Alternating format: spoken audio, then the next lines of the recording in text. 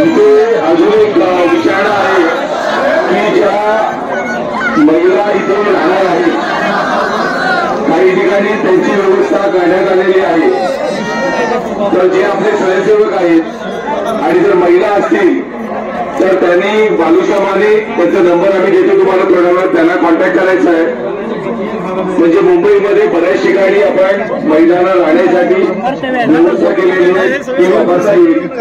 अजूनही काही ठिकाणी व्यवस्था आहे ज्यांना ज्यांना शक्य आहे मानपूरला राहणं, चिंबूरला राहणं, चुनाभट्टीला राहणं अशा वेगवेगळ्या ठिकाणी राहण्याची व्यवस्था केलेली आहे।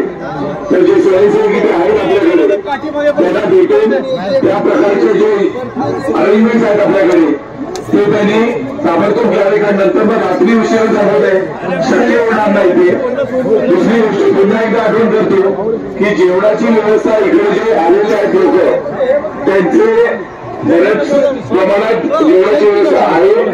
कुठे जेवणासाठी कुठे बाहेर जाऊ नये आणि या रस्त्यावरती पण जे लोक आपले फिरतात त्यांना देखील विनंती आहे की आपण रस्त्यावरती फिरत असताना रस्त्याच्या मधोमध बसू नये। अपघात होण्याची शक्यता आहे कारण सकाळी आपण काही प्रमाणात काही अपघात वाचवले परंतु आज आपल्याकडे वेळ आहे। तुम्हाला मुंबईच्या जवळ तुम्ही आहात आजूबाजूला तुम्ही जोरपटका मारू शकता। आपण मनोज जरांगेचे सैनिक आहोत, मराठा समाज आहोत। शांततेने तुम्ही मुंबईच्या काही भागामध्ये जाऊन आज संध्याकाळ तुम्ही घालू शकता।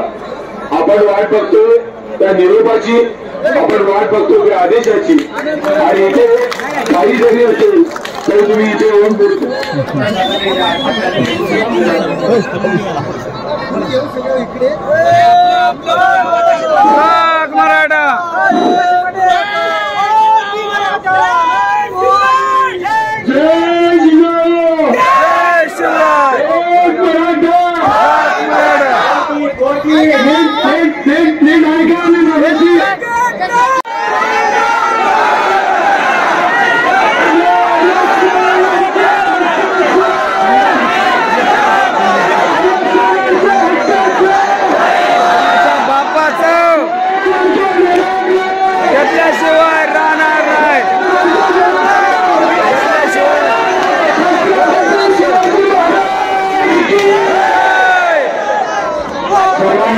विनंती आहे मनोज भाऊंनी आपल्याला नवीन घोषणा सांगितली आहे।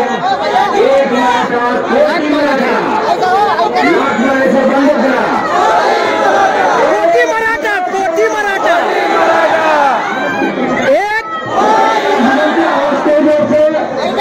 स्टेज खाली करा। कॅपॅसिटी झाली स्टेजची कृपया सर्वांना विनंती करतो स्टेजवर खाली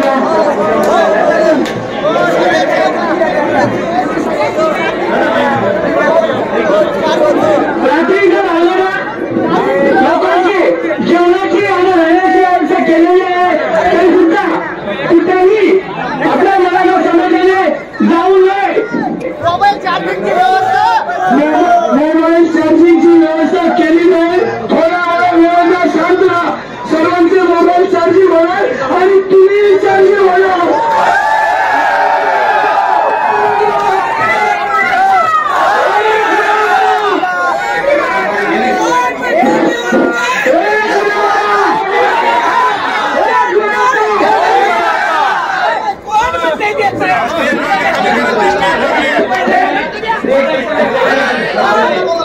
या ठिकाणी महाराष्ट्रातील संभाजीनगर जिल्ह्यातील नागरिकांना विनंती आहे कुणी मैदान सोडायचं नाही आणि जो काटे भुजबळच्या मतदारसंघातून एवढ्याचे मराठा यांच्या वतीला सगळ्या महाराष्ट्रातून त्यांना सुद्धा मराठा मुलगा एक कोटी मराठा शांत इथे समाजाचं म्हणणं आहे की पोलीस आगाऊ करतात असं काय नाही। त्या पोलिसांना ठासून सांगा तुमच्या वरिष्ठांनी सांगितलंय तुम्ही आम्हाला सल्ला द्या, सल्ला आम्ही तुम्हाला सल्ला करू म्हणून त्याला पोलिसांना विनंती आहे की कुठल्याही मराठा बांधवाला उलटे सरळ प्रश्न घालून तुम्ही अडचणी आणू नका।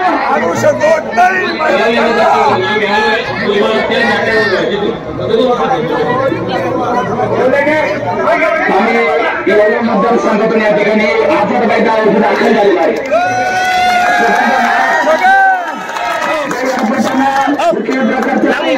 मराठ्यांच्या जीवावरती तो आजपर्यंत महाराष्ट्रामध्ये राजकारण करतो, पण त्याच्या पोटामध्ये मराठ्यांविषयी काबर बघतोय मला माहित नाही, पण त्याला माहित नाही की त्याचा बाप आदरणीय जरांगे पाटील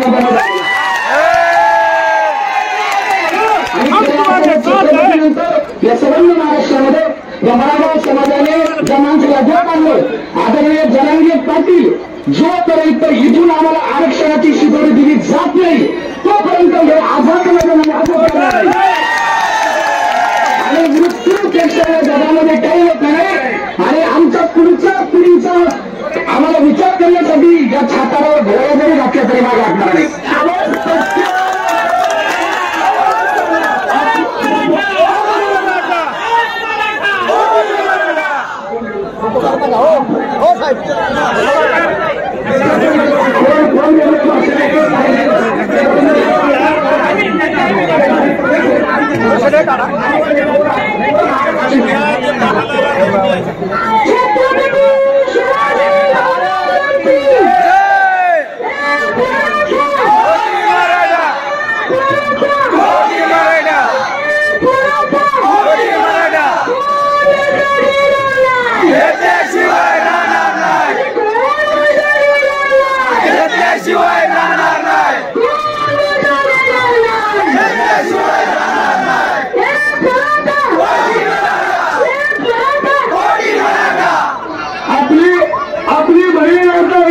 तुम्हाला काही सूचना करते शांतपणे सर्वांनी ऐकून घ्यायचं आहे.